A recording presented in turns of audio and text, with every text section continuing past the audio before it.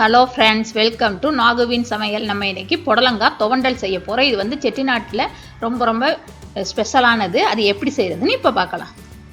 இப்போ தான் எங்கள் சேனலை ஃபஸ்ட் டைம் பார்க்குறீங்கன்னா கீழே இருக்கிற ரெட் கலர் சப்ஸ்கிரைப் பட்டனை கிளிக் பண்ணுங்கள். கூடவே இருக்கிற பெல் ஐக்கனையும் கிளிக் பண்ணுங்கள். அப்போ தான் நாங்கள் போகிற வீடியோ எல்லாம் உங்களுக்கு நோட்டிஃபிகேஷனாக வரும்.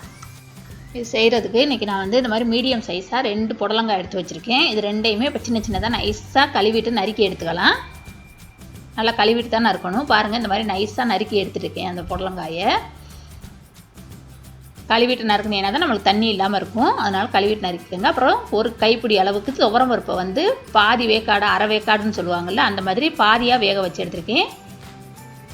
ரொம்ப குழைய வேக வைக்கக்கூடாது, பாதியாக தான் வேக வைக்கணும். அப்புறம் ஒரு பெரிய வெங்காயத்தை எடுத்து இந்த மாதிரி சின்னதாக நைஸாக கட் பண்ணிக்கோங்க. அப்புறம் கொஞ்சம் கருவேப்பிலை, அப்புறம் 3லேருந்து 4 வரையில் அவங்க காரத்துக்கு தகுந்த மாதிரி காஞ்ச மிளகாய் சேர்த்துக்கலாம்.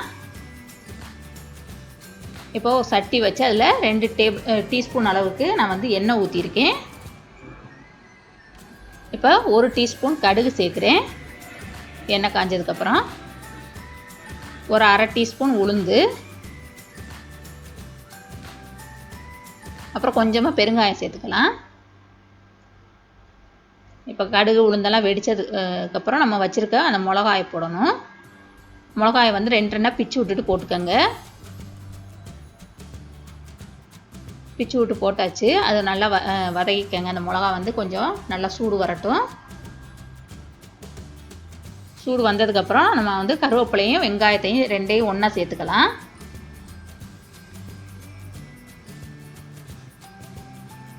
வெங்காயம் நல்லா வதங்கணும்.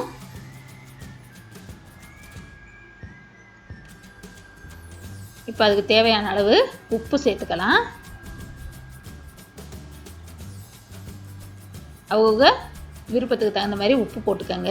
உப்பு போட்டுட்டு நல்லா வெங்காயத்தை வதக்கிக்கோங்க. வெங்காயம் இப்போ நல்லா வதங்கிருச்சு. இப்போ நம்ம நறுக்கி வச்சுருக்க புடலங்காயை சேர்த்துக்கணும். இது வந்து நம்ம வந்து பாசிப்பருப்பு கடலைப்பருப்பு எதுவுமே போடக்கூடாது. இந்த துவண்டலுக்கு துவரம் பருப்பு தான் நல்லாயிருக்கும். அதுவும் ரொம்ப குழைய விடாமல் 1-2 பாதியாக வேக வச்சு எடுத்துக்கணும். தண்ணி இல்லாமல் பார்த்துக்கோங்க பருப்பை. அதே மாதிரி காயிலையும் தண்ணியெல்லாம் நம்ம தெளிக்கலாம் கூடாது. சும்மா அப்படியே காயை போட்டு கிண்டணும். ஏன்னா அந்த காய் வந்து சீக்கிரமே வெந்துடும்.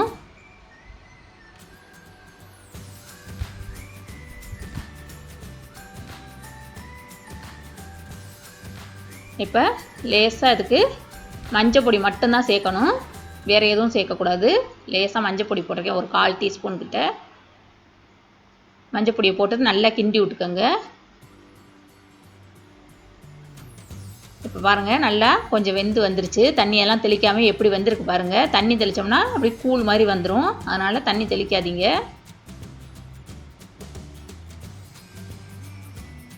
இது ரொம்ப நல்லாயிருக்கும், டேஸ்ட்டாக இருக்கும். இப்போ நம்ம கடைசியாக இறக்க போகையில் தான் நம்ம வச்சுருக்க அந்த பருப்பை வந்து போடணும். அப்படி பருப்புக்கு தண்ணியாக இருந்ததுன்னா அந்த பருப்பை வந்து புழிஞ்சு விட்டுட்டு போட்டுக்கோங்க. புழிஞ்சிட்டோம்னா அந்த பருப்பு வந்து கெட்டியாக வந்துடும். அதை சேர்த்துக்கணும். கடைசியில் தான் சேர்க்கணும் பருப்பு, ஃபஸ்ட்டே போட்டு கிண்டக்கூடாது, அப்புறம் குழஞ்சி போயிடும். இது வந்து இப்போ 5லேருந்து 7 நிமிஷம் ஆச்சு. நான் சிம்மிலே வச்சு தான் வேக வச்சேன். காய் வேகிறதுக்கு சிம்மில் வச்சுட்டு காயை மட்டும் வேக வச்சேனாக்கா இந்த மாதிரி நல்லா அழகாக வெந்து வந்துடும். இப்போ பருப்பு சேர்த்தாச்சு. சேர்த்துட்டு நல்லா கிண்டி விட்டுக்கோங்க. கிண்டி விட்டுட்டு நம்ம வந்து கடைசியில் இறக்க போகையில் கொஞ்சமாக தேங்காய் போட்டுக்கணும்.